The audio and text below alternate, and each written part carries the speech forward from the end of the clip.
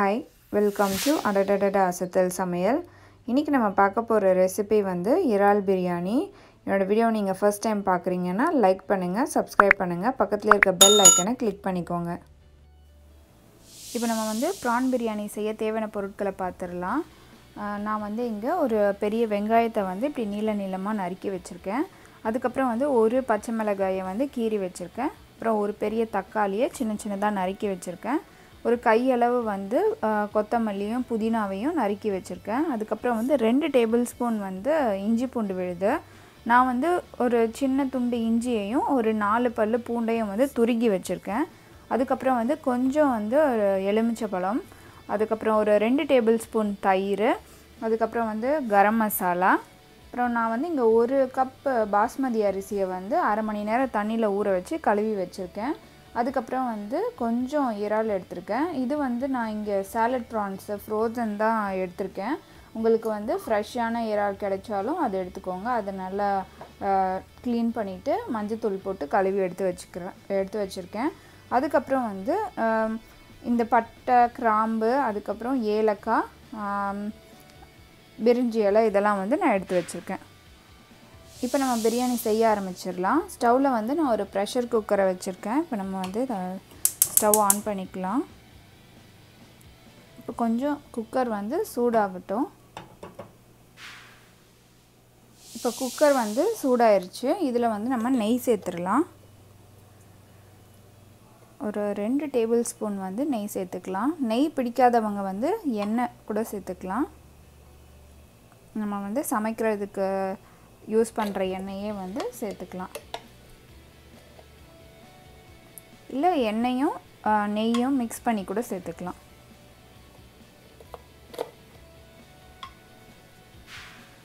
இப்போ நெய் வந்து கொஞ்சம் உருகட்டும். இப்போ வந்து நெய் சூடானதும் நம்ம வந்து எடுத்து வச்சிருக்க பட்டை, லவங்கம், கிராம்பு, அப்புறம் பிரிஞ்சி இலை, ஏலக்காயை வந்து இதில் சேர்த்துடலாம். இது கொஞ்சம் பொரியட்டும். இப்போ இதில் ஒரு அரை ஸ்பூன் வந்து சோம்பு சேர்த்துடலாம்.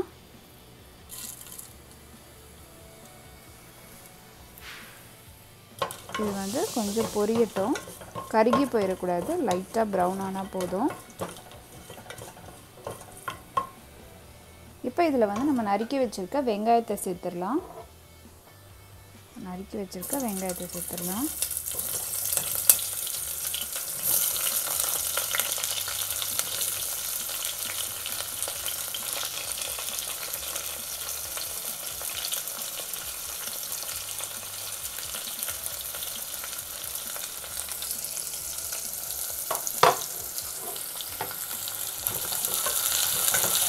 வெங்காயம் வந்து ஒரு 2 நிமிஷம் நல்லா வதங்கட்டும்.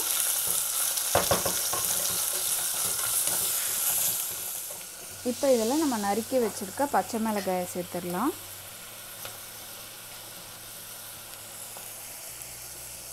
இதை வந்து ஒரு 1 நிமிஷம் வதக்கிடலாம்.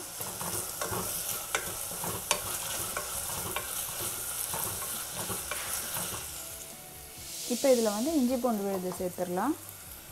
ஒரு 2 டேபிள்ஸ்பூன் வந்து இஞ்சி பூண்டு விழுது.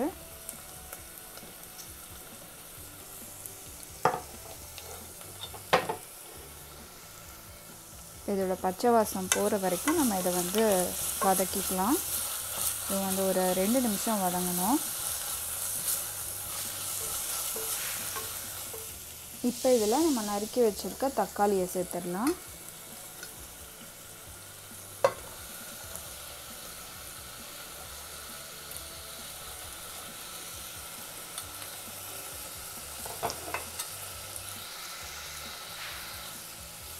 தக்காளி வந்து நல்ல தொக்கு மாதிரி நல்ல ஜூஸியாக ஆகணும். அது வரைக்கும் இதை நம்ம வந்து வதக்கணும்.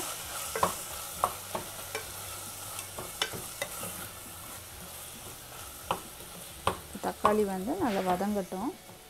இப்போ தக்காளி நல்லா வதங்கிருச்சு. நம்ம நறுக்கி வச்சிருக்க புதினா, கொத்தமல்லியை வந்து இதில் சேர்த்துடலாம்.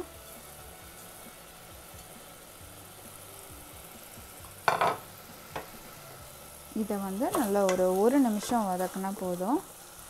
இந்த புதினாவோட ஃப்ளேவர்லாம் இறங்கட்டும். இப்போ நம்ம வந்து ஒரு 1 டேபிள்ஸ்பூன் வந்து கரம் மசாலா சேர்த்துடலாம். நம்ம ஏற்கனவே வந்து பச்சை மிளகாயும் சேர்த்துருக்கோம், அதனால் காரம் பார்த்து நம்ம சேர்த்துக்கலாம். அதுக்கப்புறம் வந்து ஒரு 1/2 டேபிள் ஸ்பூன் வந்து குழம்பு மிளகாய் தூள் சேர்க்குறேன்.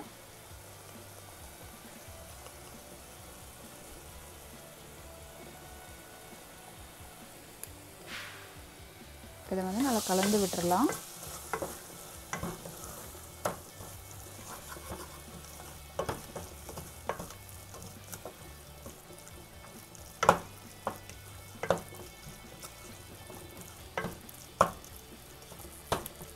இப்போ இதில் வந்து நம்ம எடுத்து வச்சிருக்க இறாலை வந்து சேர்த்துடலாம். இப்போ நான் வாஷ் பண்ணி எடுத்து வச்சுட்டு இறாலை சேர்த்துக்கிறேன்.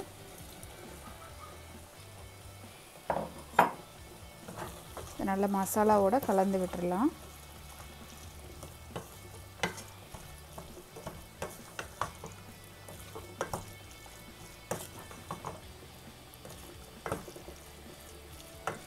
இப்போ இதில் வந்து நம்ம எடுத்து வச்சுருக்க தயிரையும் வந்து நம்ம சேர்த்துடலாம். இப்போ 2 டேபிள் ஸ்பூன் தயிர் எடுத்து வச்சுருந்தோம், அதையும் வந்து இதில் சேர்த்துடலாம்.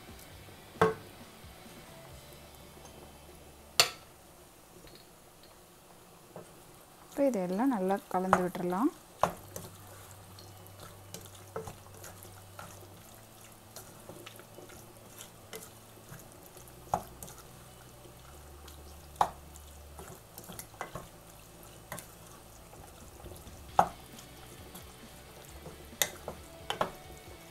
இப்போ இதுலேயே வந்து நம்ம தேவையான அளவு உப்பு சேர்த்துடலாம். இப்போ வந்து நம்ம இந்த இறாலுக்கு தேவையான அளவு உப்பு போட்டால் போதும். அதுக்கப்புறம் நம்ம அரிசி போட்டதுக்கப்புறம் மொத்தமாக பிரியாணிக்கு எவ்வளோ உப்போ அதை நம்ம அதை அட்ஜஸ்ட் பண்ணிக்கலாம்.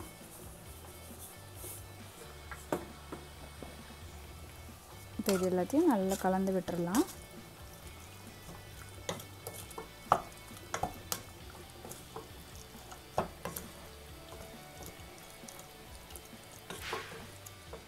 இப்போ நம்ம வந்து ஸ்டவ்வை வந்து கொஞ்சம் குறைச்சி தீயில் வச்சுட்டு, நான் வந்து வெறும் மூடி தான் வச்சுருக்கேன். இந்த கேஸ்கெட்லாம் எதுவுமே போடல. அந்த மூடியை வந்து நம்ம இதில் மூடிட்டு ஒரு 4-5 நிமிஷம் இது நல்லா வேகட்டும். இப்போ வந்து ஒரு 5 நிமிஷம் ஆயிடுச்சு. பார்த்திங்கன்னா நல்லா கொதித்து வந்துடுச்சு. நம்ம தண்ணிலாம் எதுவுமே சேர்க்கலை, அதுவே வந்து நல்லா தண்ணி விட்டு வந்திருக்கு. நம்ம இந்த மாதிரி இதுக்கு கொஞ்சம் வேகிறதுக்கு டைம் கொடுக்கும்போது அதுலேருந்து எவ்வளோ தண்ணி வெளியே வருதுன்னு நமக்கு தெரியும். அதுவும் இல்லாமல் இப்போ நம்ம கறி இந்த இறால்லாம் வந்து இந்த மாதிரி வேக வைக்கும்போது அதுலேயும் வந்து இந்த மசாலா உப்பு டேஸ்ட்லாம் நல்லா இறங்கிரும். நம்ம பிரியாணியிலேருந்து அதை எடுத்து சாப்பிடும்போது நல்லாயிருக்கும், சப்புன்னு இல்லாமல் நல்லா டேஸ்ட்டாக இருக்கும். இப்போ வந்து நம்ம இதில் அரிசியை சேர்த்துடலாம். நான் வந்து 1 கப்பு பாஸ்மதி அரிசியை வந்து 1/2 மணி நேரம் ஊற வச்சு எடுத்து வச்சுருக்கேன். அந்த அரிசியை வந்து இதில் நம்ம சேர்த்துடலாம்.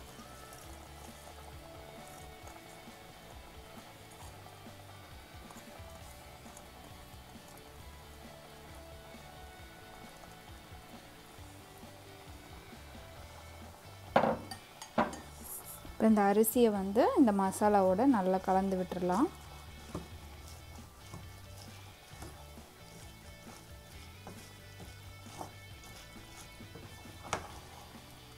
லைட்டாக கலந்து விடணும், இல்லைனா வந்து அரிசி உடஞ்சிரும். ஏன்னா நம்ம அதை வந்து ஊற வச்சுருக்கோம்.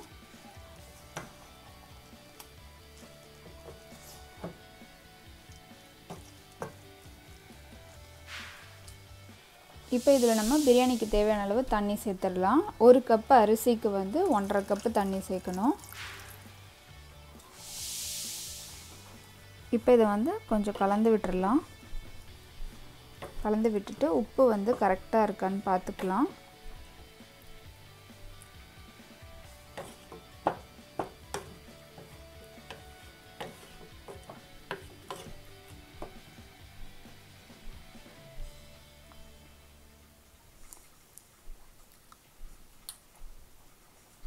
உப்பு வந்து நான் இன்னும் கொஞ்சம் சேர்த்துக்கிறேன்.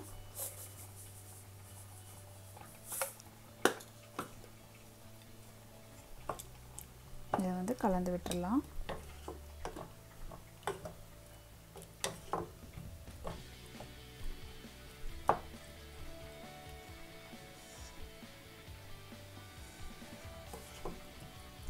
இது வந்து கொஞ்சம் கொதிக்கட்டும். இப்போ இதில் நம்ம எடுத்து வச்சுருக்க இந்த எலுமிச்சை பழத்தை வந்து பிழிஞ்சு விட்டுறலாம்.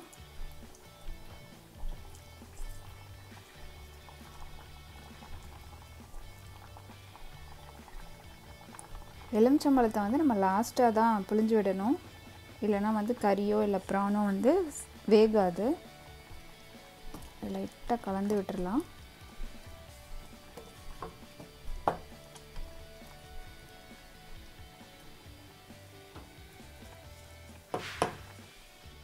இப்போ அதை நம்ம மூடி வச்சு ஒரு 2 விசிலுக்கு வந்து நல்லா வேக வச்சிடலாம்.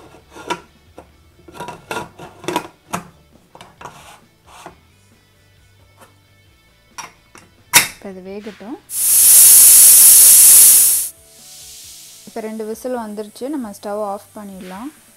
ப்ரெஷர்லாம் இறங்கிருச்சு. பிரியாணி எப்படி வந்திருக்குன்னு பார்க்கலாம்.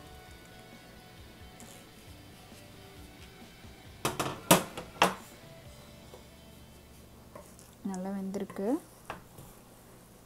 இது வந்து லைட்டாக இப்படி மிக்ஸ் பண்ணி விடலாம். சைட்லேருந்து எடுக்கணும், அப்போதான் வந்து அரிசி உடையாமல் இருக்கும்.